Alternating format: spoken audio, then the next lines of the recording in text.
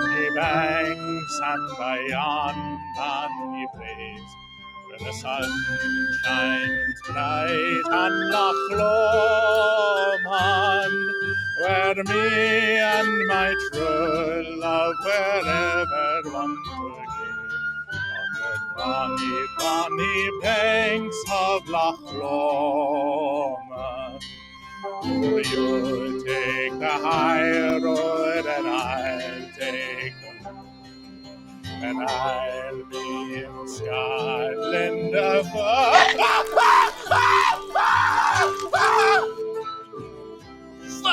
Oh, I just got a Charlie horse.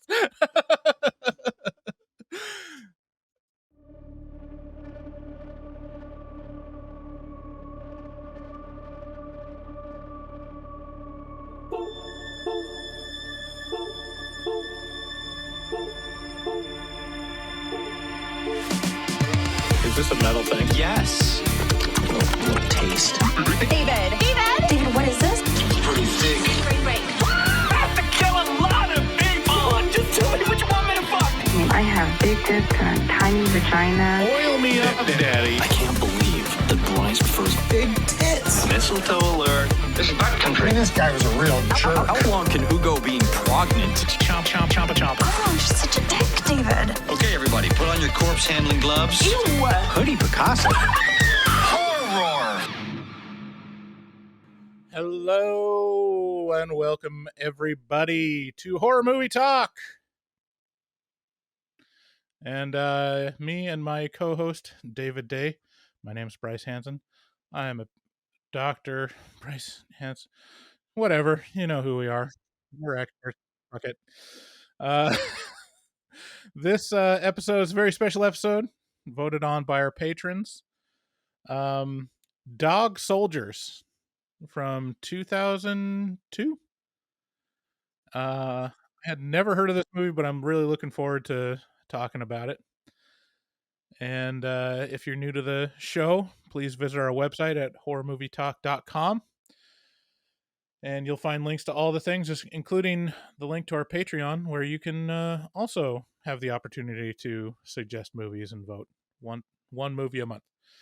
And if you want to call and leave us a voicemail, call us at 682-253-4468. We release new episodes every Wednesday on all your podcast platforms and YouTube. We start out by giving a brief review and our score for the movie. We score on a scale of 1 to 10. You know what that means. 1's the best. No, it's opposite of what you think. 10's the best and 1 is bad. After we give our score, we'll get into spoilers and take a deeper dive into what we liked and hated about the film. Later on, we'll be listening to you, our callers, on Horror Movie Horrors, where we listen to our voicemails. They pack up really quick, those voicemails. Holy cow. Yeah, I'm starting to think that maybe the move might be to occasionally just do what we did, maybe once a month have that bonus episode, because it helps us out in a couple ways, and also it may allow us to get some different bits on the show, which a lot of people seem to be clamoring for. But nevertheless, thank you for calling. See, the thing is, it's so easy to do Horror Movie Horrors, and I don't have to come up with a bit. No, I know. I definitely understand. It's the concept is not lost on me. Right. So, anyways, man, I really gave myself a Charlie horse when I was being attacked by that werewolf. It looked strenuous. It looked physically dangerous, and like, you know, a job. One of the risks of being a podcaster. Yeah, it's true. Okay, so let's get into it. Again, this one was one of our Patreon selections. They voted, or they suggested a list of movies and then eventually voted on that list. And that's why we watched Dog Soldiers. And it was a howling good time. Okay. Here's the trailer.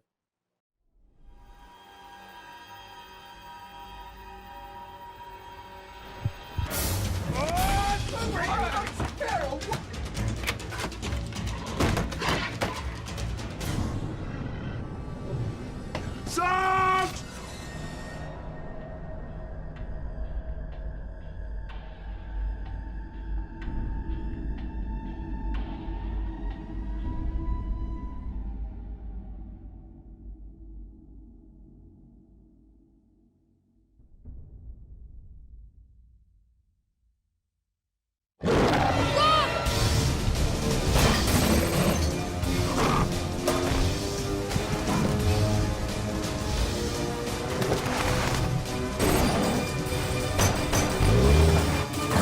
Move your fucking arse, soldier!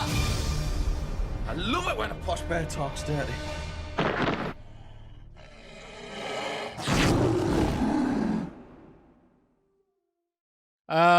Yeah, so Dog Soldiers can be found available for rent on all your favorite platforms, or honestly on YouTube, pirated if you can do it in a hurry.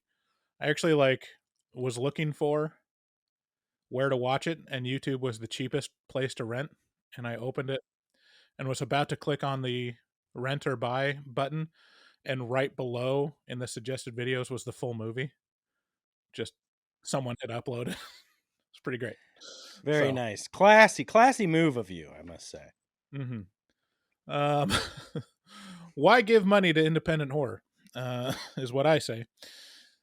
So, in the Highlands of Scotland, a group of soldiers are deployed in a training mission. Before long, they stumble across the scene of another squad that's been ripped apart by an unseen monster.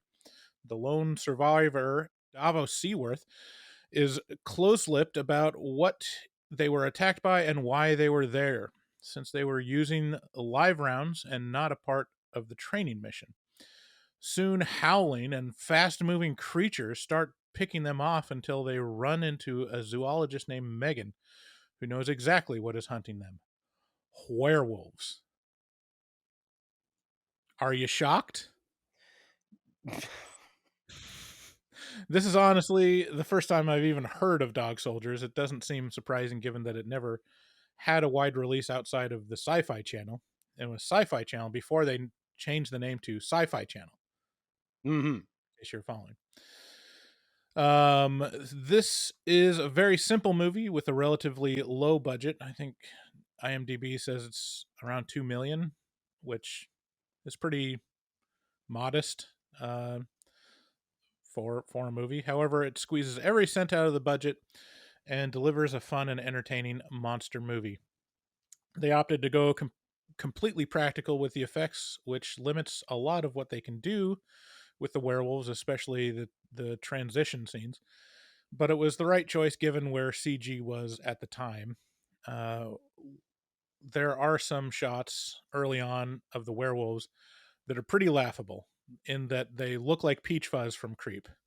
But for the most part, they limit the appearance of the werewolves in ways that hide how goofy they look full on. Regardless of the special effects, the plot, characters, and dialogue in the movie are what make it worth watching, in my opinion. The relationships seem real, the dialogue is fun, and the actors really pull off great performances. This is a passion project of writer director Neil Marshall, who is obviously having a fun time and puts a lot of references and callbacks to his favorite movies throughout. While it might not be a quote unquote great movie, this is a fun and infectious film, and it's a compelling setup with some satisfying twists at the end. I give it a score of 8 out of 10. That is so impressive to me. I'm so impressed. First of all, I've known about this movie for a long time.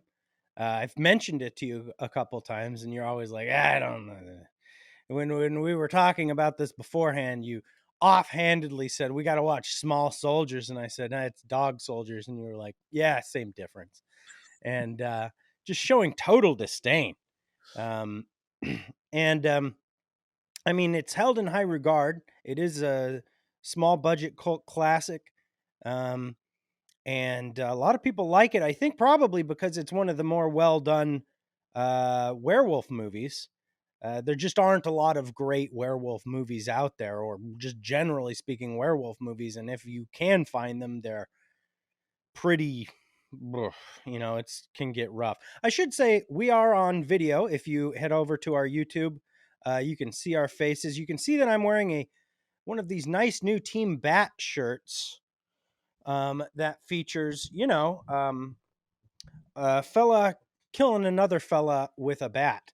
And then there's also the Team Spear shirts. And watching this movie did make me think, well, in our scenario, Team Bat versus Team Spear, that scenario is set up around zombies. Which would you rather have to fight off the hordes of zombies? And I say bat, and you say spear. However, it did get me thinking, if in the event of an attack like this, that's present in Dog Soldiers, I think I would prefer a spear. You got many fewer targets. There's only a couple of werewolves, so you really don't need the quickness of the bat. And they're long, they're lanky. They got long arms. You really do want to keep them into distance.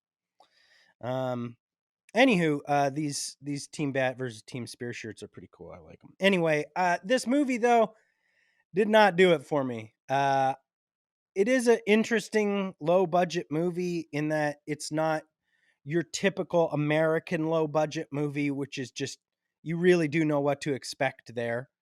Instead, this is a Scottish, all Scottish actors, or at least the UK over there, and so it does have a different feel than what I'm normally accustomed to when it comes to low budget horror. But it doesn't feel a whole lot like a horror movie. Although it obviously is horror adjacent, it just has such actiony vibes and so much gun shooting and so much, machismo and stuff. It just didn't scratch any itch for me. I was just sitting there, just waiting for it to be done. It was and then also the way it's edited is dizzying to me. Like, because they have these costumes have some good bones, but upon close scrutiny they fall apart. They have to have these jump cuts where you see just a silhouette or just a flash of the werewolf. It results in all these quick cuts, boom, boom, boom, boom, boom, boom, boom, and it's dizzying, and I hate that. And so I don't know. I didn't really care. This whole movie, I was just like, oh man, can I just be done with this? This felt so. I'm so happy that you had a good time with it, and I feel bad that I wasn't able to also have a good time with it. But this really sits at around a 4 for me. It was just so boring. I just See, could not. it's hard for me to come up with a score because a lot of it's like, this is one of those movies where I'm watching out of obligation. And so like there's a certain amount of like, all right, let's get through it. And I don't know where the the obligatory book report part of my brain is like, I'm reading this because it's assigned to me, and how that increases the enjoyment versus how much it's actually the movie itself. And so I think I give it a couple more points just because I'm doubting myself how much I would enjoy this movie if, but I do respect like the amount of care and like the amount of like character development and the script in it for like a fairly disposable movie. And I like the plot or the setup of having it like a group of soldiers. Like it's a really good concept, and I think they pull it off, given the limitations. But yeah, it might be a little high. I might bump it down to like a 7, like a low 7. Um, but yeah, I mean, it didn't feel like a trudging through it. Like, I'm trying to think of a recent movie where it was just a slog. Oh. Like the Orphan First Kill. That Oh. was pretty rough. Yeah, it was a little bit more entertaining than Orphan First Kill for me. Um, but not much more. Just the premise. I mean, the premise is just I just don't care. I just did not care. And you know, it is a typical horror small budget movie in that it's a single location really once it starts getting into it. And it just felt, I don't know. It felt like something 13-year-old me would be pretty jacked about, Like, oh, look at, I know that gun from a video game, I'd care about that. And then now I'm just like, I don't care. It's like, remember when you'd play like 007 and then you'd see like the P90 or something like that and be like, oh, I know what that gun is. It felt like that kind of movie to me, which now in my almost 40s, I'm like, I don't care. I just don't. I don't care about any of that baloney. Like I've seen it a million times. All the I don't know. It's weird. This is one of these movies that I wish I could like because I know I would be a happier person. Right. I it would be indicative of me being able to enjoy life more, but I don't. Well, something we can both agree on is nightchannels.com. Nightchannels.com is your source for occult and horror and alternative apparel. Check out nightchannels.com and browse through their selection of unique and limited edition designs for their shirts and hoodies. If you use code HMT at checkout, you get 13% off your order, and that's off of their already very reasonable prices. And really, all we got to tell you to do is go and browse. We're not going to do a hard sell. Honestly, all you got to do is take the Night Channels challenge, which is go to nightchannels.com, browse around, and I defy you to find something that you don't want to put on your body. And when you finally break down and admit that you have to fill your cart with these delightsome things, use code HMT at checkout to get 13% off. I'm surfing over at nightchannels.com on some of their new designs.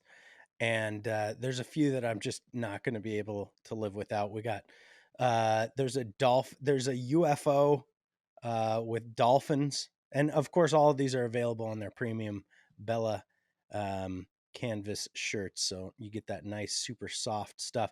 There's also a Mr. Bungle Disco Volant t-shirt, Peter Gabriel t-shirt. There's a John Waters Desperate Living t-shirt. They've got a Mothman Lives t-shirt, which is pretty kick-ass. There's a lot of drug references as well. If you're into acid, if you're into ketamine, you can have a shirt that tells people about that.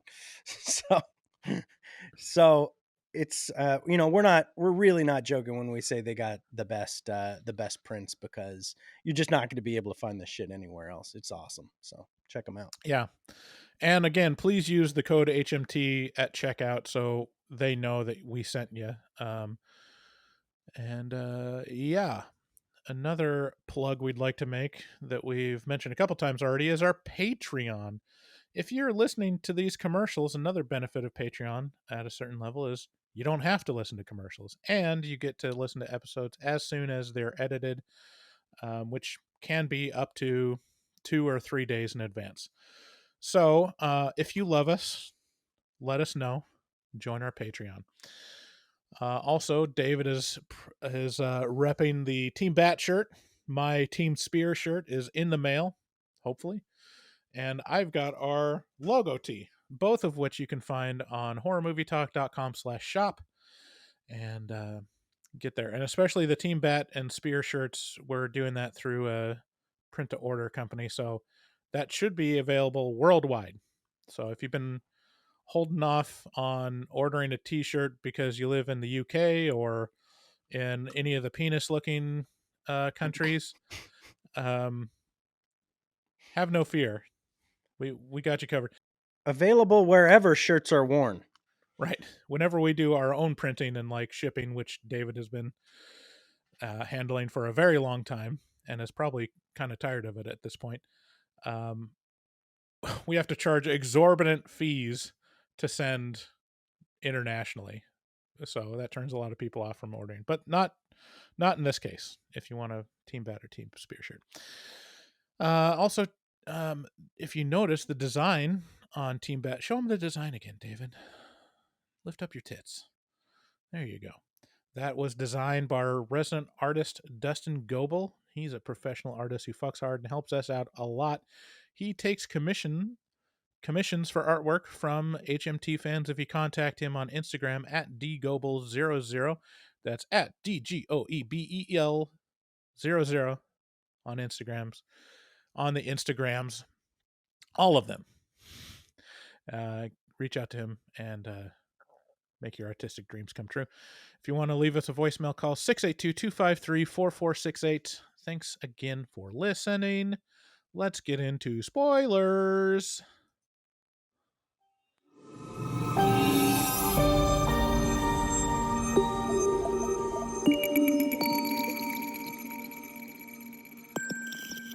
Spoilers. I'm going to hijack, as I do, the beginning part of spoilers to thank our most recent patrons, who are as follows.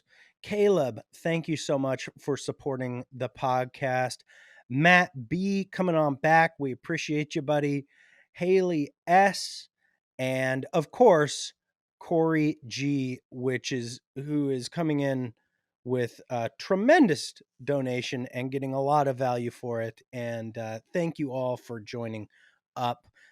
We weren't able to thank people last week because we had a pre-recorded episode of Critters. So just thank you from the bottom of our cold hearts for supporting the show. That means a lot, and it goes to a lot of benefits for both you and us. So thank you.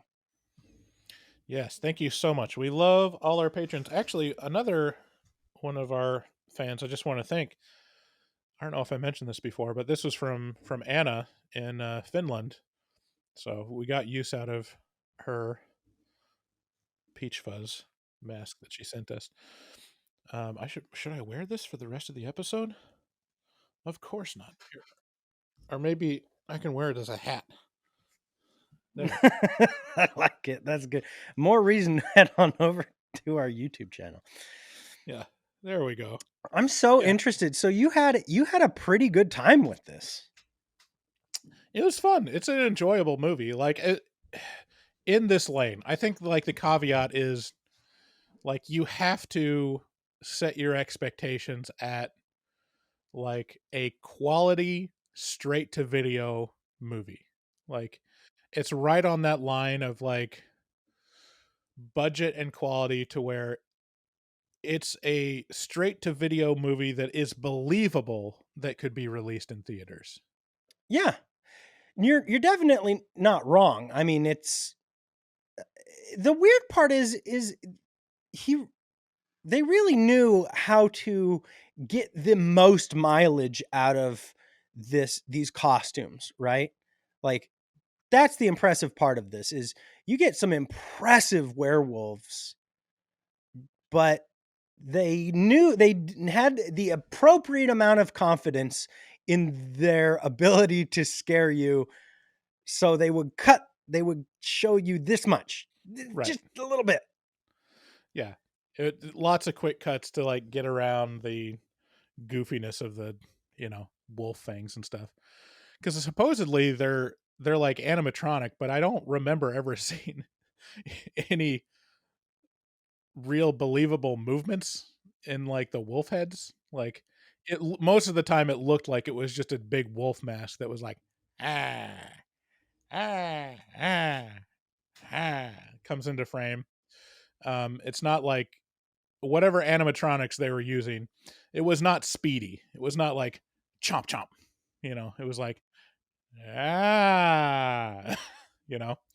So again, like with the budget level and like what it is, appreciating it for what it is, which is like a very well done um and well executed straight to video movie.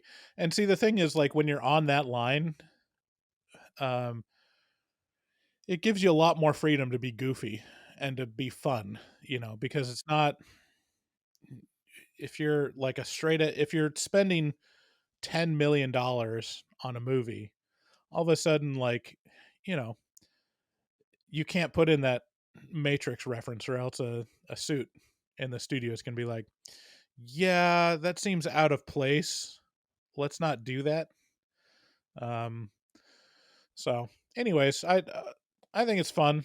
Um, Definitely, like, in the pantheon of werewolf movies, it's up there for me. Um, Yeah, so this brings up another point. Werewolf movies. This is a strange lane, because when you think werewolf movies, you have a few big ones, right? You got an American Werewolf in London and arguably in Paris. You got The Howling. You got this, and then like, but I guess Teen Wolf. Um, then you have literally hundreds of low budget garbage movies that are just, I mean, I don't know. I haven't seen Ginger Snaps, but I've heard that it's another good one. I heard this was a good one, and I thought that was a vampire one for some reason. Is Ginger Snaps a werewolf movie? I believe so. Yeah. But do you have any werewolf movies that stand out? Have you seen many? Have you seen American Werewolf in London or? Um, I must have seen American Werewolf in London. I'm not sure I've seen all of it, but I do recognize many parts from it. That one, like, I was exposed to it as a kid, and it just wasn't really fast. It wasn't that entertaining for me.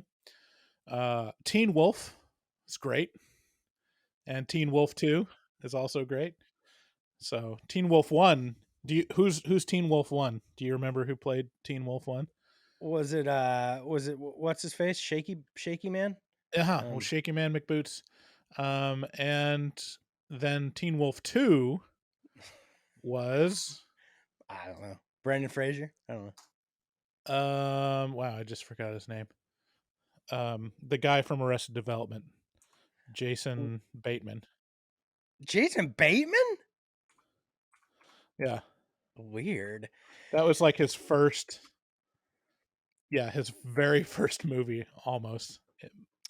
I'll be darned. I will say that I don't think we've reviewed very many werewolf movies, but by far my favorite werewolf movie that we've reviewed is The Wolf of Snow Hollow. Do you remember that?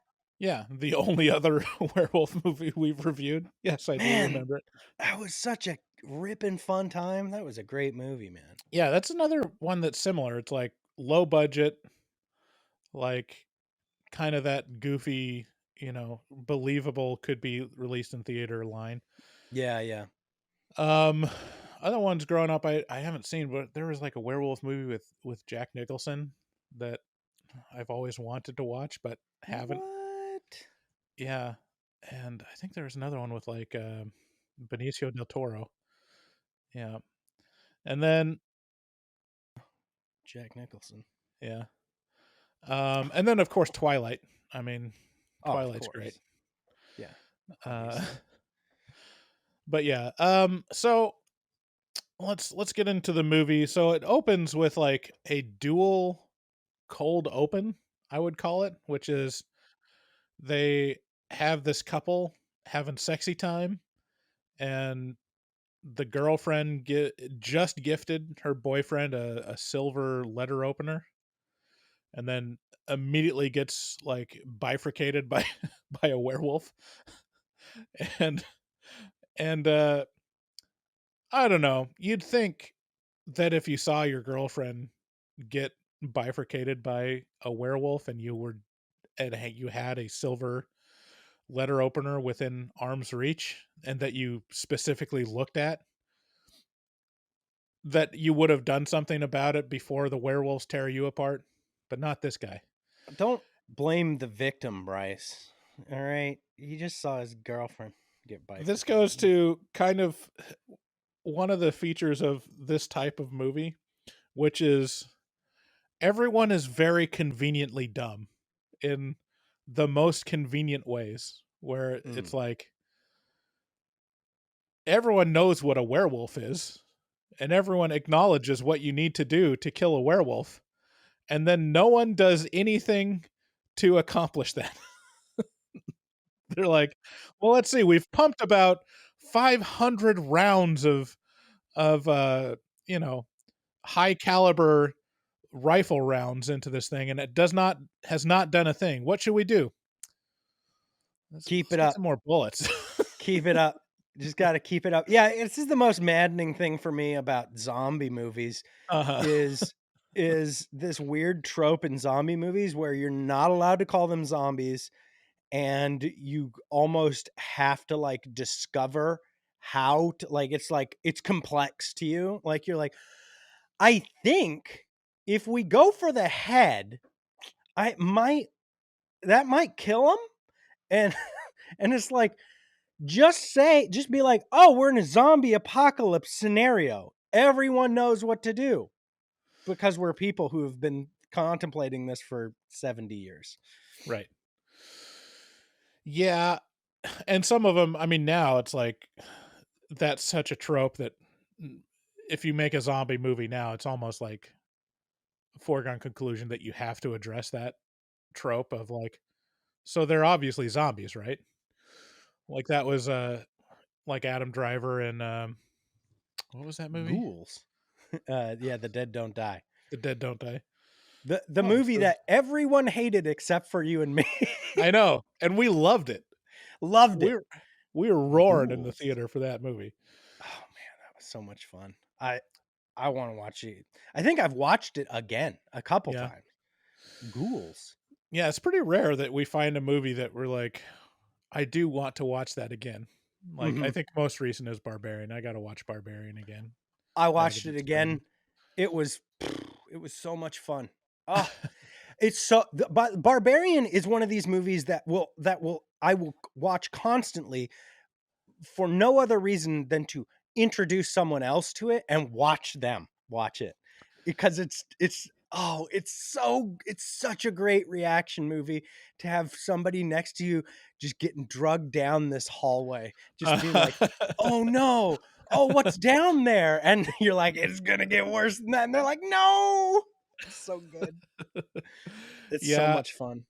Yeah, I've got a coworker that I'm on an account with, and she's like, I've had a couple coworkers that are like pretty into horror movies or enough into horror movies that they know like what I'm talking about, or they ask me like what I've been watching recently. But this one is like actually really game, and she's one of those people that is watching horror movies like every other night probably. And I told her about Barbarian. She's like, "Well, I got to see that." And she just saw it and she loved it the other night. She was going to wait to watch it with a friend, and then she just couldn't wait, so she watched it and she said she loved it. Now she has to decide whether she's going to tell the friend that she already saw it or not. Just a dilemma. That's the best part about that movie is you can watch it just over and over again. And it's always just like, if you have another person in the room who hasn't seen it, it's just, oh, it's a treasure trove. They're going to be like, what's happening? And you're like, it's great. Yeah. And so the second cold open for Dog Soldiers is it cuts directly from Sexy Time to 2 hours earlier, like in Wales or something. Like it just feels like it's supposed to be connected, but it's not at all. And it has some soldier training to be a special ops guy, and Davos Seaworthy shows up. I don't know if you're familiar with Game of Thrones, but that actor that plays Ryan, or Sergeant Ryan, or whatever rank he has, Liam Cunningham. I knew him from Game of Thrones. He played this like one of my favorite characters was played by him. and he's just a salt of the earth guy that's um got his knighthood and his like recognition just by being like a smuggler at the right time. I'll be um darned. Dude, this guy is in everything. He's in Rick and Morty, but also he's in another one of my very favorite shows, Solar Opposites, and he plays the pupa, which is it Really? doesn't make any sense at all. He's the voice of the pupa in Solar Opposites. That is mind-boggling to me Huh. because the pupa has such a Well, it teeny looks like tiny it's voice. only one episode. Retrace your step, Oh. Eliza. Oh, okay. So maybe the voice of the pupa got all serious and grown up all of a sudden. Mm-hmm. Interesting.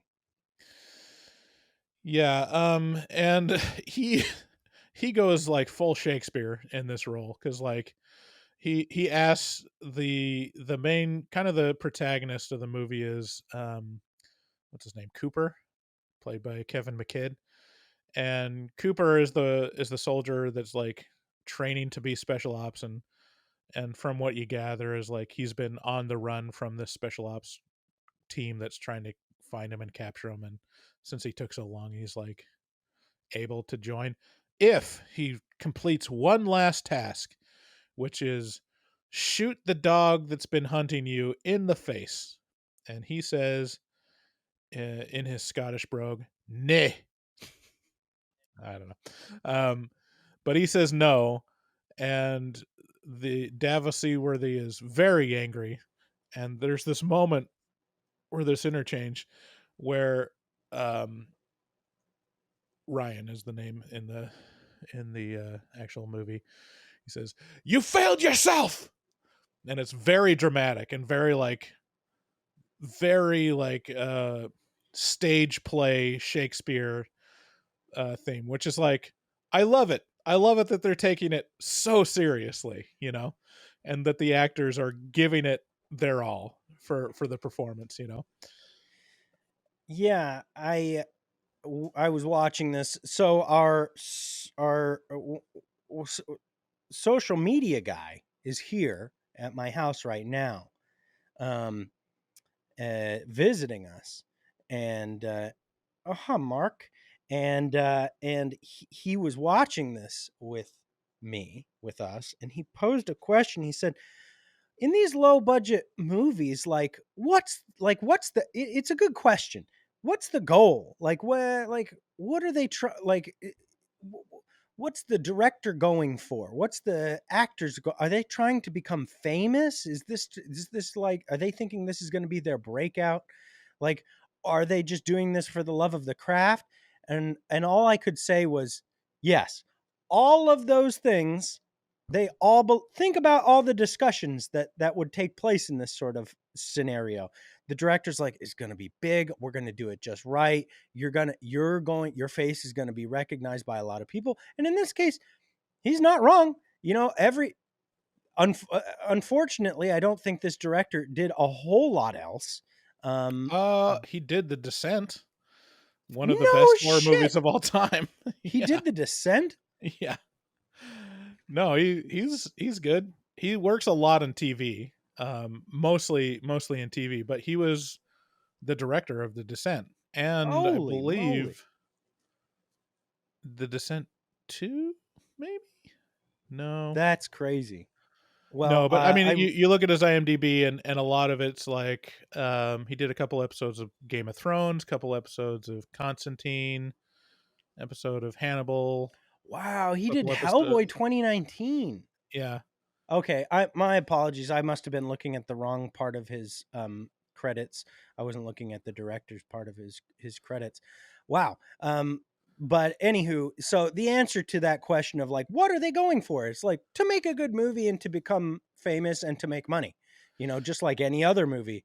It's just the likelihood of that in a low budget movie is I diminishing. think, you know, especially, yeah, I mean, especially like the genre of horror is, I think, super important to the careers of film actors. Like, it's where there's reasonably budgeted movies Mhm. so that there's more of them, you know.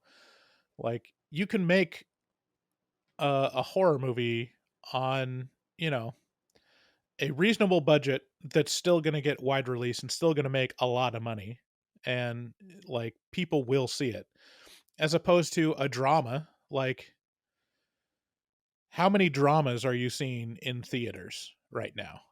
And like, how many dramas starring unknowns are in theaters? Like, it's nearly impossible. It's like theaters right now, or just the movie industry in general, it's like Marvel movies and horror movies. Like, that's the only thing that makes money. And but not to say that that's the only place, but then once you leave theatrical release, or like the attention that theatrical release gets, then you're just in a sea of streaming, like, and you just disappear, because who knows, like, if that movie on streaming is going to be one of the thousands and on Amazon that no one has ever heard of, or it's going to be like an actual featured hit. Um, so yeah, I think in this case, in like the time period, it's like you've got a writer director that's passionate about a project. He wants to tell this story, and you know, show his chops as a storyteller, and he puts in enough effort and budget, and gets enough good actors to where it's they pull it off in a compelling way. Because like, there's storytellers and directors that are like, I can scrounge up like a couple $10,000 from family and friends, and they're just limited by how much of a movie you can make. Like, it's really limited by production, like how seriously people will take you, unless you're very, very smart with the format. You know, you can do like a Blair Witch or Paranormal Activity for almost nothing, and if it's new and compelling and it serves the storyline, like, yeah, you can make a certifiable hit on your hands. But for the most part, if you're telling a traditional narrative, you know, attempting at being sort of theatrical release worthy, you've got to meet a certain threshold for budget. Yeah. Yeah, that makes sense. So they skip forward from the cold opens. Like, the poor Cooper doesn't make the special ops team because he doesn't shoot a dog in the face, and which is nice. Like, that opening sets up two things: number one, Ryan's an asshole, and number two, Cooper is a nice guy. Yeah. He's worthy, like he's capable, but he's not gonna do something that's just unreasonably evil, you know. Right. um so it skips forward a couple years, and we see Cooper again, but he's in another troop. It's the Scottish army, I'm assuming.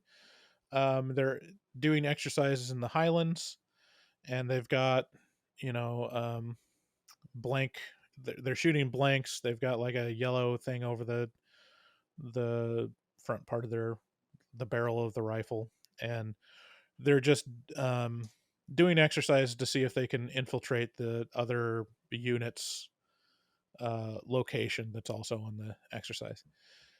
And this is where it really like sets up the group. And this is like a trope of war movies where you've got a kind of a ragtag group of different personalities that have been thrust into a situation together. And that's probably one of the strong suits of like war movies, is that it's the believable way to have a group of completely different personalities in one place. That's a good point. Yeah, because like horror movies really depend on this trope of like, hey, we got a group of friends, and one's a nerd, and one's a stoner, one's a jock, and one's a cheerleader, and one's Thelma from Scooby-Doo. It's like, yeah, you get it in terms of storytelling, how you can use all those characters, but in terms of believability, like, why would they be friends with each Right. other? Like they have absolutely nothing in common, and they kind of like belittle each other based on their character types. Um, so it's a little difficult to like find a situation where you can believably have those different personalities. But army movies is one where it's like, well, yeah, that's just built in. It's interesting that you mentioned that, because that issue is like a paramount part of this director's what's his name, Neil Marshall's next movie. Like you said, The Descent. Hmm. Get a bunch of women together who are all different walks of life and personalities, and they become like their own worst enemies, right? And it's a very similar setup to this movie, Dog Soldiers. Right. And so they go, they're starting out and they're like doing the army thing. And there's a couple really great moments of character development. Mainly the sergeant, named Sergeant Wells. Uh, Sergeant Wells tells this war story, um, of being in Iraq and having his unit come across an anti-tank bomb, and he's talking about this one soldier that just recently got a tattoo, and like had all it adds a lot of color to this character, and talks about this anti-tank bomb going off and just obliterating this guy. And this is like one of the best lines and like color stories that I've come across. Like it really describes like the horror of war and sets up like just kind of the gruesome level of stuff that's going to come in the future, in the short future of the movie. But one of the best lines for me is, he says, the worst part is when you came across a bit you recognize, because he's talking about like no one should ever have to scoop up a friend with a shovel and put him in a garbage sack. And he says, So when you put your hand into a pile of goo that was your friend's face, it's Chinatown. It's really hard to take you seriously with that dog soldier on your head while you're talking about the horrors of war. well, I mean, No, keep it on. Don't. I just like that's just your problem, man. the juxtaposition of you being like the horrors of war with Mhm. a plastic wolf on your face. Well, I'm a Highlander dog soldier. You can tell because of my tartan and my dog hat. That's the traditional garb. Speaking of Highlanders, one of the problems I had with this movie is I think I'm a little racist. Oh, All Scottish people look the same to me. I couldn't tell who. I could not tell one character from another. I was like, is that the same guy? And then they call him Sarge, and I'd be like, okay, so that's Sarge. And then they'd be like Ryan or Cooper, and I'd be like, they'd look the fucking exact same to me. Yeah. So I was like, I don't know who how many people are in this building. Like I was like, is there two? There could just be two. Yeah, there's a little bit of that. I know I got to the end of the movie with Cooper and I was like, who's the blonde guy? I don't know, Bryce. Like I didn't notice until the end of the movie that Cooper was blonde. And I was like, "Oh, so that's the guy from the beginning, I guess." Okay, so for part of the reason that's what you are saying, it's not just Scottish people. It's like they're soldiers and all of their heads are shaven. They've all got like the soldier cut. And to make matters worse, in the beginning, they're all wearing um what's it called? Well, fatigues, but also the hat. What's the hat called? A toque. I can't remember what you call it. God, I had a trouble remembering this word now. It's like the knitted cap. What do you call a knitted? Oh, like a beanie? Yeah, like a beanie. They're all wearing like army beanies, and so all their heads look exactly the same. Like you really have to tune into the faces, and like they're also pretty similar. I didn't have too much of a trouble with that, but I could understand that that could be a thing. So, anyways, they set up these characters. Like there's kind of like the guy obsessed with football. There's the guy that's the like the sergeant is the archetypal leader. There's Cooper that's very capable, um, and like useful to the troop, and then there's other disposable people. And then they're doing their exercise, and all of a sudden, a dead flying cow drops on on them. They're like, ah, it was just like a cow drops from the sky, basically, but really off of a cliff or something, and it's like mutilated, like it's gotten bites out of it. And I love that they're like, should we go? And they're like, nah, we already got camp set up. Let's just, protect our position. Well, first of all, like, okay, yeah, they see the cow, and then I think one of them like shoots in the air or something, or like gets shook and shoots something, and they're like, should we go? And they're like, nah, let's just stay here. To which I thought, if they're doing an exercise where they're trying to not be found out so they can infiltrate a army base, like, didn't they just give away their position by shooting into the air? Like, wouldn't the other group of people training just show up and kill them all? I don't know. What are you gonna do? I think these war games are done over pretty large spans of area. You can hear a gunshot for maybe a mile or two, but if there's some canyons or something like that, I mean, there's plausible deniability with it built into Sure. that, I think. And then the next day they stumble across not the other training position, but they stumble across like a special ops like troop that's gotten ravaged, and the lone survivor is this this guy Ryan, which was the guy that was yelling at Cooper in the cold open. This is where it breaks down for me. It just becomes confusing. I'm just like, okay, like what's happening? Like, okay. Right. And so Ryan is like scratched real bad on his chest, and he's about to die, and they save him. And just then, like, they start hearing howling, and then they get attacked by monsters. And so they're retreating, and they're running through the woods. And then it has a scene where a guy just completely oopsie doopsies onto a tree. And gotta be a tree impalement. This is like one of those things that, like, yeah, why is this so common, and why can't they make it even just slightly more believable? Because the branch is always like that thick, and it's not even pointed. It's like jagged. Yeah. To where if you'd run into it, it would hurt real bad and you get cut, but you wouldn't impale yourself.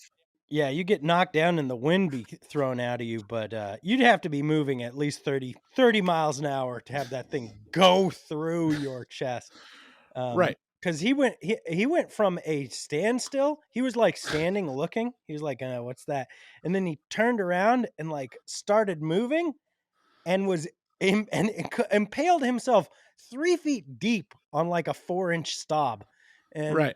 It's like, wow, he must have moved at light speed in the other direction. Yeah. But so it's one of those things. It's just, Yeah, so that happens, and then Sergeant Wells shows up and tries to save him, and then immediately gets eviscerated. Like, his guts get cut open, and all of his intestines are falling out. And the other soldier's like, it's gonna be okay, Sarge. It's all right. Just hold on to your intestines and let's go. And this is a pretty great feature through most of like the first two acts is Sergeant Wells like holding in his intestines like the why can't I hold all these Inexplicable. limes guy. Yeah. Do you know what I'm talking about? Yeah, I can't hold all this. This is the craziest. This is the craziest part of the movie because they gut a guy and then proceed to have him in the whole rest of the movie like fighting. Oh, we're going to video here. I'm Let's gonna see. try to find, yeah, this guy. So he's basically doing this with his intestines, like, why can't I hold all these intestines? And Yeah. which is great. And you know, he's falling down in the dirt on his intestines and stuff, and they eventually, like, later, like, they figure it out. He's fine.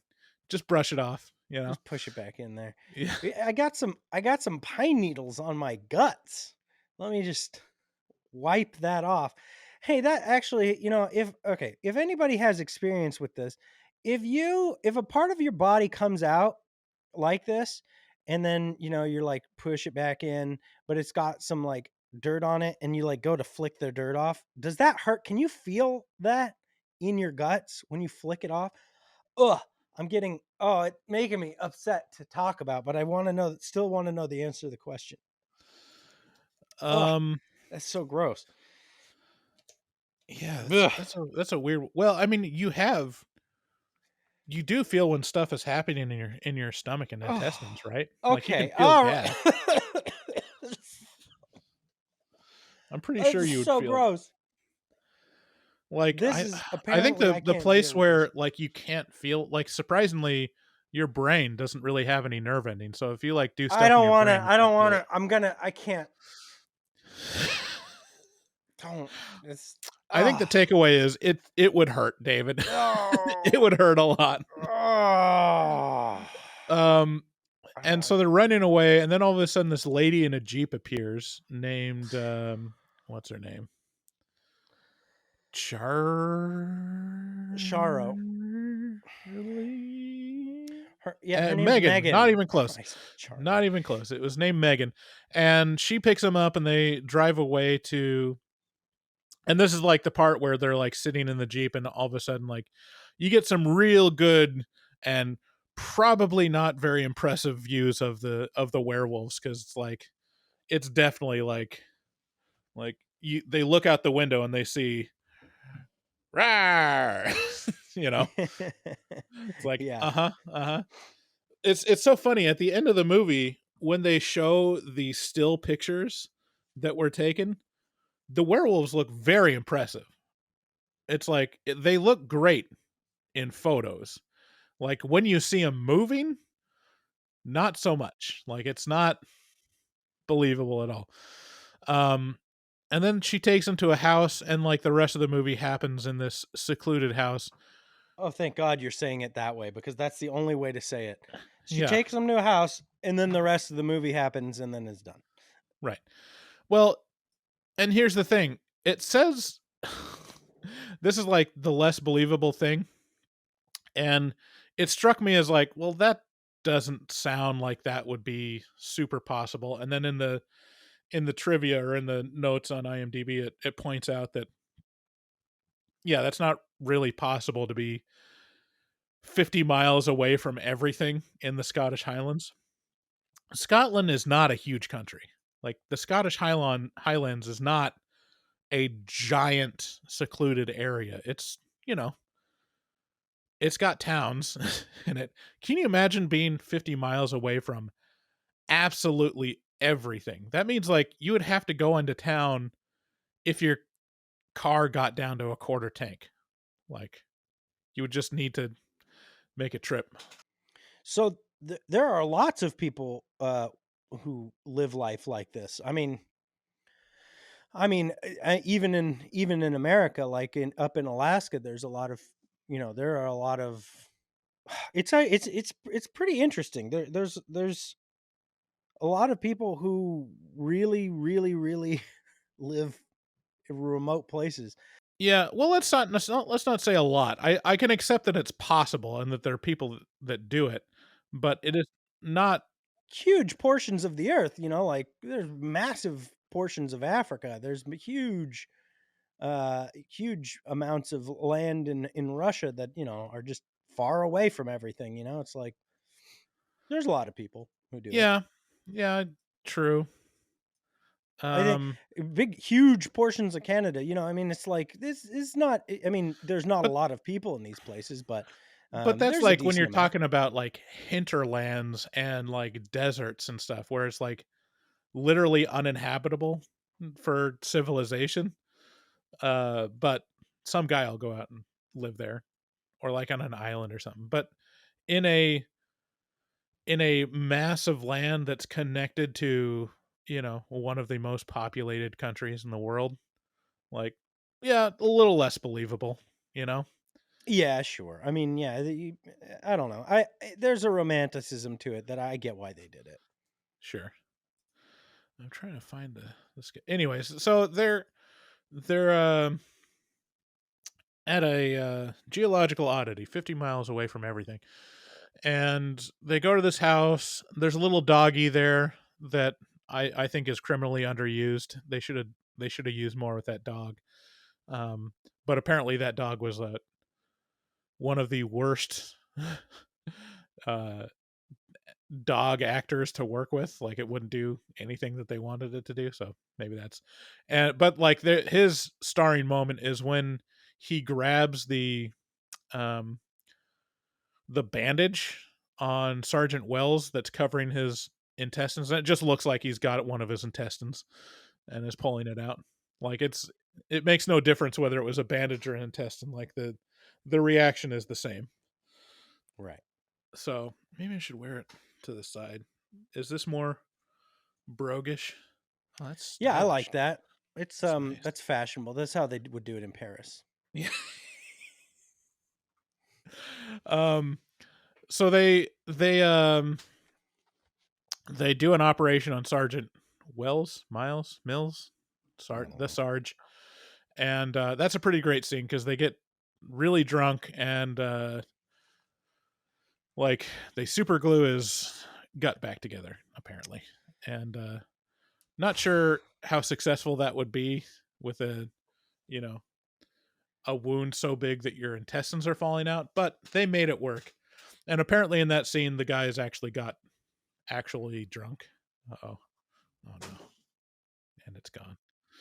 Um Suffice it to say, the rest of the movie happens, and then it's Whoa, done. wait. Oh, No. Come on. There's some points I want to talk about. okay, Hey, this is my episode. Shut up. okay.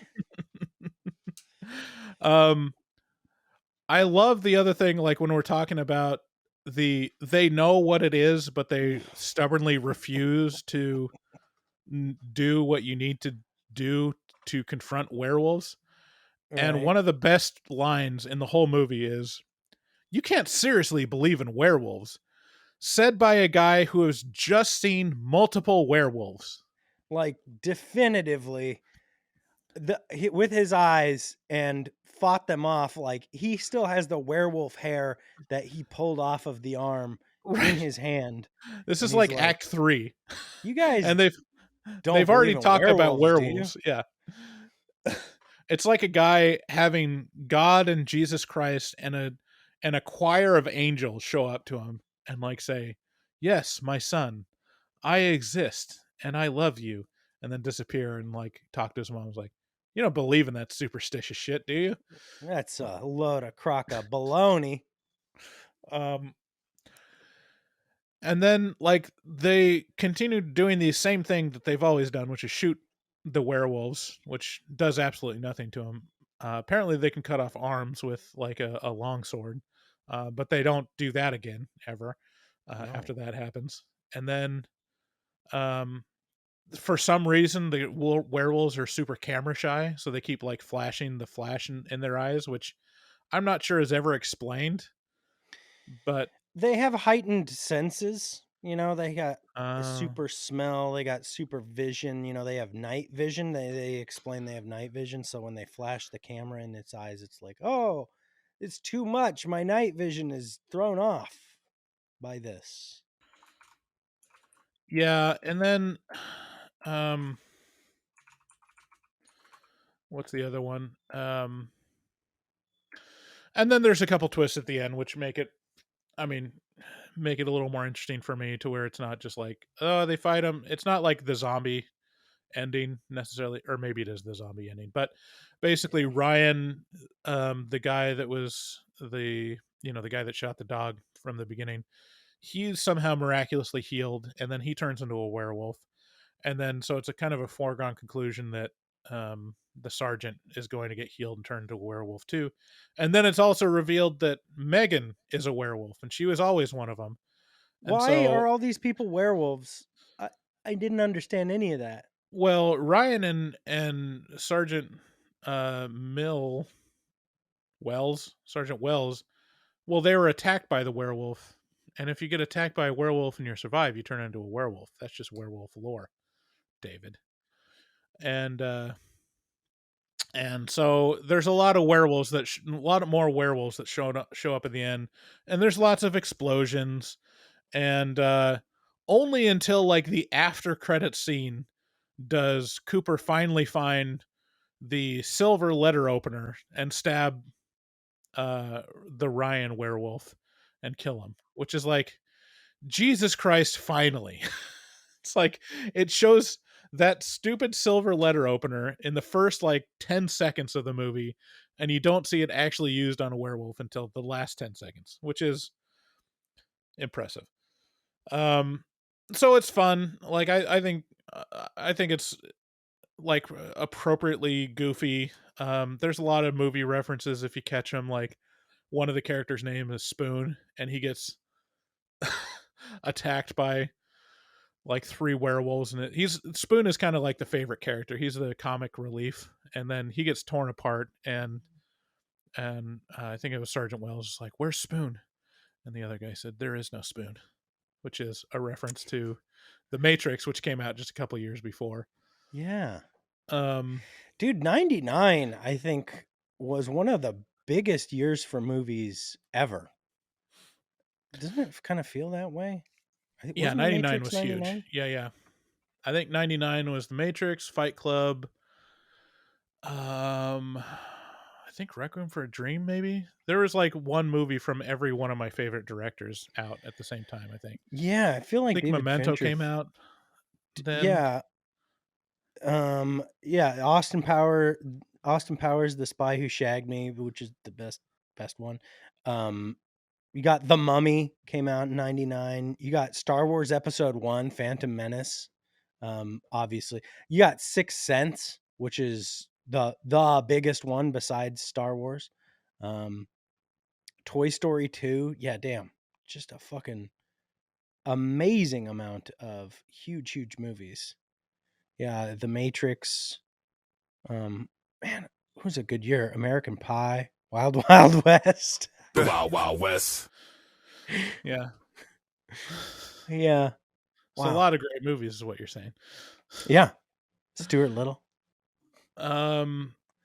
So yeah, that's the Dog Soldiers. It is. I mean, I liked it. It was fun. It's a fun movie. Okay, well, if you're going to say This this, is I will good. say this is a boring movie. This is super boring, and it did not hold my attention. There was nothing of really too much worth watching in here. I found it boring. I was bored. Well, I that's didn't just like it. like your opinion, man. Yeah. It is. Let's move on to horror movie horrors. Did I have that? I never have it set up.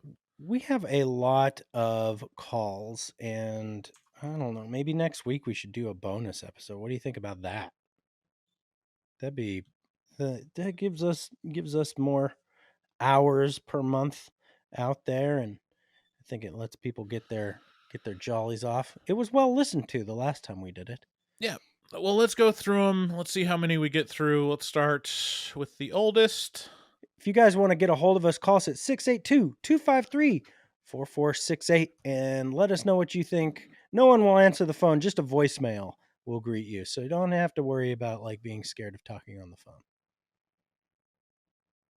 Hi, it's me from Beyond the Grave. I was listening to this Horrors Only, which I feel like I'll take the blame for this. I missed out on this because sometimes I try to be a little bit more conservative with how gross I want to be, but I think Glittercore understands. But talking about this zucchini in your mom's gooch for 5 days, that's culture. That's Ma's gravy, you know. I have thoughts on what's it called? The new Hellraiser, but I can't get into it right now.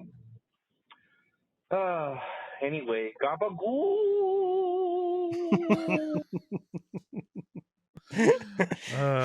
I love From Beyond the Grave. I think I'm not hearing a lot from Robert the Farter lately. I think Beyond the Grave may be replacing him as my favorite. Hey guys, it's me, Manny, again. I just wanted to call you guys again after just listening to that Horrors Only episode, and I'm just really happy to hear that you guys still remember me and everything after not being in contact with you for a while. But, you know, I'm just relieved just to hear that. But, yes, I was supposed to send you guys gifts, but I just never got the chance to do that, and I would really like to try to do that again. If I can do that for you guys, that'd be great. I know, David, you like Predator, and I have some, you know, a few Predator figures I'm willing to give away for you because I know you just love Predator, and I'm like, you know what, it's like the better person to have that would be you. And then for you, Bryce, if you can just tell me what you would like, I would definitely try to see what I can get my hands on and just send it to you guys because, you know, I love you guys and I just want to show my love and gratitude, so I want to send you guys some gifts. But yes, I do love watching those fucked up. I just love to see David watch those fucked up videos because it's just hilarious. And if those could be recorded, that it just would be a game changer because it's just funny, you know, just seeing your reaction. I just want to see like how, like your emotions when you just watch what Bryce makes you watch. Like that's just, you know, funny as hell. But anyways, I just wanted to give a quick call, guys. I love you guys. You know, take care, horse. Bye. A lot packed in there, dude. Man, he can fucking talk, dude. He should be that guy at the end of the Cialis commercial who explains all the all the side effects. Is like, don't take this if you're a person who is live. Yeah. So so he wants to send you some Predator, you know, action figures because it's better if you have them than him. And asking me what I'd want him to send me. Wow. Keeping in mind that this is potentially a high school kid, and you know, keep it. So not pubic hair. Whoa! Oh my god! Oh my god! You don't need to send me anything, Manny. I've got everything I need, and then some. So, and then the other thing he said is, you know, he'd really like to see the like that bit where I show you terrible things and get your reaction. We've never done it on YouTube. Maybe we can do like a quick impromptu one real quick. Let me see. No. Oh god.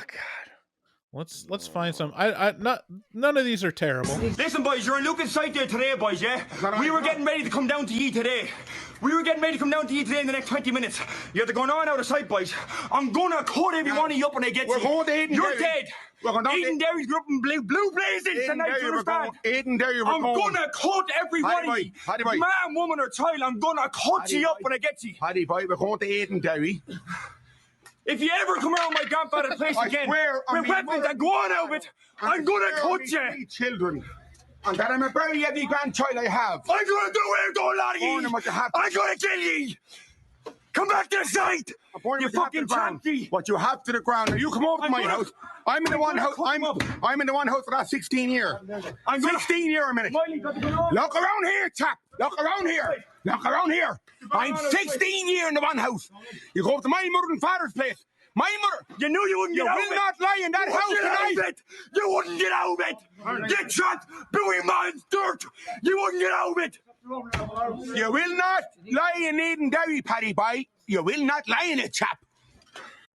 Listen, boys, you're in Lucas. David, what did you do to those Irish fellas? I feel like I just watched Dog Soldiers again. I have no idea what's happening. I just like, can you imagine having them as neighbors? Like, oh, fuck, I can. I feel like I just moved away from that. Like, bunch of fucking chavs, fucking ridiculous, horrible people. Oh, okay. I got two more that I've been wanting to show you, and we'll just make this improv. These are not terrible. Like, I'm not gonna do the full on thing, but I just want to get your reaction to this. Okay. Oh, this. You seen this one? That's a big water tower. It's a big water tower in South America. Oh no! It is falling down the hill. Mostly, you gotta see this car.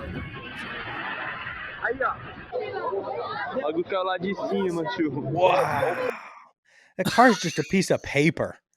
This thing rolled over a car. This water tower fell down, rolled down a hill, and rolled over a bunch of shit. And it just turned everything it hit into just like paper. Like, it's literally paper like Looney Tunes. It's Looney Tunes logic. Yeah, it's like bonkers. And then the last one that I wanted to show you. You'll love this one. You'll love this one. Got a dog there. Protesters.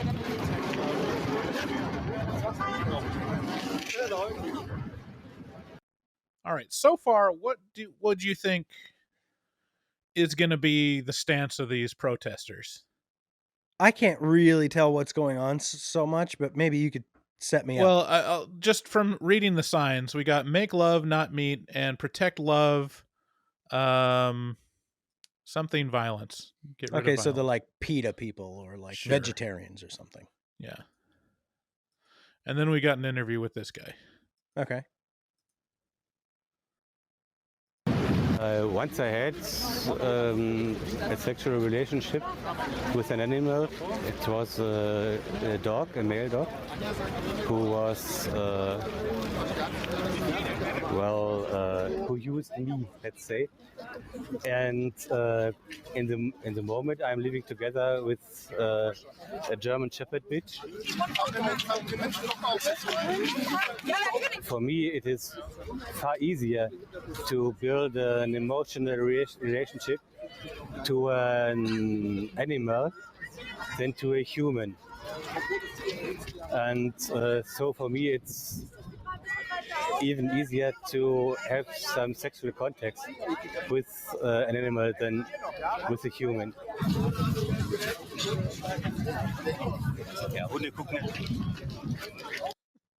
Unzip my pants.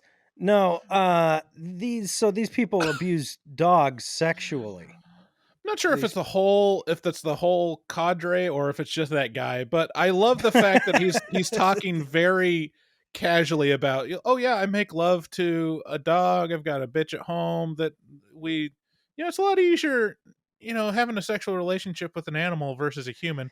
And it's a lot easier to rape an animal than it is a human. Yeah, and then it cuts the video to the most haunted looking dog face I've ever seen in my life. I'm trying to... Where is it? Oh, no. That's truly a dog soldier right there. That is... Yeah, it's very apropos for... Yeah, look at this. Look at the most haunted dog face. This isn't funny at all. That dog's like he makes me fuck him in the butt every night. I can't stand it. This is my life. Okay, little impromptu. Let's do thanks, Manny. Yeah, thanks, Manny. Let's do a couple more and then we'll call it good. We got a couple from CJ. We'll do one from CJ and then one more. Let's see. Just when I think we're going to have an uncontroversial episode, then this comes out. You do this to us. Yeah, let's do CJ here. Hey, this is CJ, Beast from the Northeast. I just would like to make a correction on the Barbarian episode. You said at the end of the episode or the end of the movie, spoilers by the way for everybody. You said at the end of the movie, Tess shoots Spoilers. Justin Long's character to kill him, but that's incorrect. It's actually the mother who rips Justin Long's character's head in half. It's a great part of the movie. You see it from behind Justin Long. So you don't get to see his actual head rip in half, just kind of the silhouette of it, I guess, or the behind angle. So yeah, just like to correct you guys on that. I'm surprised you guys forgot that scene. It's a pretty fantastic scene. I mean, you can agree that he was a terrible person and a huge asshole, so very satisfying. But keep doing what you're doing. Keep up the good work. I'll continue to be a patron, and I'll catch you guys on the next one. All right, thanks, CJ. Thanks for the correction. It's it's a rare miss from us in terms of accuracy for the movie. We're one of the most well-researched podcasts out there when it comes to horror movies, and our reviews show it. Thanks for the correction. We apologize from the depths of our heart for me, especially for incorrectly saying that. Let's do 2 more calls from CJ. Yeah, let's skip over those. We'll save those for the dedicated episode. Let's skip forward to Beyond the Grave. Hi, this is Beyond the Grave. I'm calling back about Hellraiser 2022. Oh, it was good. It was interesting. I don't know if Riley was addicted enough. I think I need to see some like people from Squid Game given that little puzzle box. Like I need a gambling addiction person who has nothing to lose, who's like, yeah, I am fucking drooling at the mouth trying to get this thing solved so I can fucking call these people. Because she didn't really give a shit about like her brother died. She was, at least in the original, what's her face? Kirsty was like, I gotta get my dad back for 2 movies. And this girl, she was like, oh, everyone's in a hell dimension. Oh well. What else do I like about it? That music, I'm glad they kept that original score. And then those bells, that girl, I hear bells. It kind of reminded me, I think Stranger Things kind of did it, where they're like, dong, and then that kind of guy came, which I wonder, he probably knows those Hellraiser people, the demons. Yeah, like you guys said, there's not enough sex, not enough illicit sex in there. Like she's fucking that guy who's like, he's like a dirtbag, and they're having like loving kind of like sex, and he's like, ooh, I love you, baby. Like, have some fucking, like, she's not, for someone who's an addict, she's really not letting loose her inhibitions. Like, she seems real even-tempered, and she's just like, oh yeah, we're having real vanilla sex. Like, you know what's hot? Having like some hot regular sex with someone whose personality you can't fucking stand. If like, sounds great to me. What's my last thought? Where's the big fat Cenobite? No fatties in this movie. Where'd all the fat people go? This movie, everyone had to be so hot, but not know how to fuck. And I feel like even in that sex dungeon, I guess I didn't look that closely, but I don't know. I need to see more gross people. I need to see some uggos in there. Like, everyone's welcome at this sex dungeon. Put a mask on. Fucking peel your face back if you're that ugly, you know? Some of the Cenobites do it. That ugly-ass mask guy. That one. Yeah, that's a lot of good points. I'll just say for whoever is doing Hellraiser 2 2023 or whatever the next sequel is going to be, Bryce Hanson is available for Uggo number 3 in the sex dungeon. Look, it made me realize though, okay, so I've said this before. You got some extra pounds on you, does not bother me. And I don't get to see any gals in film that are that fit my taste. And it's weird because have never even thought about it. It's just this like foregone conclusion. You get to see fat guys. Where are the bigger girls? Well, they're relegated to comedy, unfortunately. There's some good actresses that are like enter with comedy and like get enough recognition to where they can actually show off their chops, which isn't. Yeah, I mean it's unfortunate. There's not a lot of. It ends up that Hollywood. Yeah, Hollywood in general is a pretty vain place. I'm surprised you didn't know this, David. No, it's just weird because you see plenty of fat dudes or overweight dudes on in movies and such, but you just I feel like the everyman is represented pretty well in at least much more than the every woman.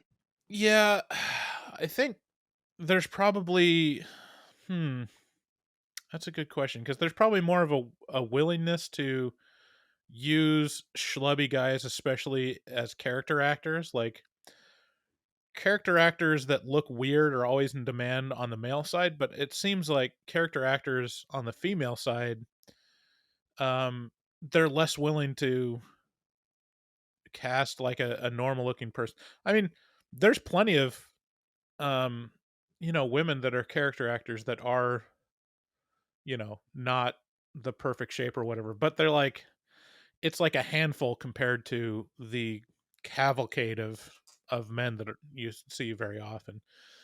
Yeah, it seems I don't know, guys. Hollywood might be a little sexist. Well, and just everything, it's like I mean, I don't know. It's a weird. It is weird though because I feel like you get some diversity, especially now. I watch a movie though, and like I admit to having this bias and being affected by it. Like if I see like kind of a weird looking guy in a main role, I'm like, why couldn't it be Tom Cruise? Like why couldn't it be just a perfect looking person? Because it's nicer to look at beautiful people. I don't think that's too controversial of a stance to take. That like, yeah, if you're gonna sit down and look at a screen for 2 hours, like it's just better and you will like the characters more if they're just very, very beautiful, in my opinion. Like I mean, yeah, I mean, there's a lot to delve into. Yeah, sure, on the surface detail, yeah, but I mean, I just got done saying that I wouldn't mind looking at a heavier gal. I'd be okay with me. Now, granted, that's probably not everybody's opinion, but I don't know. I have a feeling that Beyond the Grave would, he's expressed desire to see Uggos. And I don't think a heavier girl by Hollywood standards would be like 120 pounds. Like you'd be like, whoa, sweetie, let yourself go much? You tried not eating everything that you can see? Yeah, it's not fair.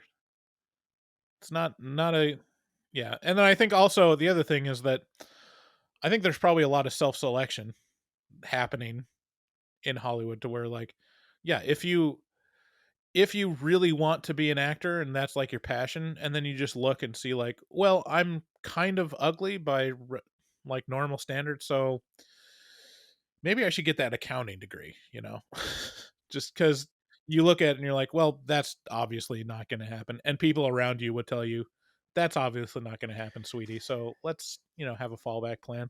Yeah, a bigger guy is going to have more self-confidence and be like, why not? Why not me? I should be on this TV too. Whereas maybe a heavier gal might be like, I don't feel like, they just wouldn't feel up to it. They beat themselves down harder, don't have that maybe they don't have that self-confidence, which is unfortunate. All right. We'll leave it there. Thank you for calling in. We'll do another voicemail dedicated episode soon to get through. Jesus, we got like 26 or something. So thanks for calling in. That number again is, 682-253-4468. Please go visit our website at horrormovietalk.com. Browse around our shop. Browse around old episodes. Subscribe and leave us a rating on Apple Podcasts if you want to help us out. Sorry for burping in your ear. And don't mention that in the review. Also, there's lots of different ways you can support us. Links from our website. Follow us on social media, especially YouTube, as we roll out our video, and expect that to be a bigger part of the show, especially when I'm wearing werewolf heads and my tartan. Did you know, David, that this is actually the day tartan? No, I don't know. I can't see what that is. It looks like splotches to me. Oh, well, it's not. I just made it up. Oh, Okay. Thanks, everyone. See ya. Bye-bye. Bye-bye. Bye. Good day, sir. Good day, sir. You lose. You get nothing. Is that a raincoat? Yes, it is. I just had to stroll through the scraggly woods.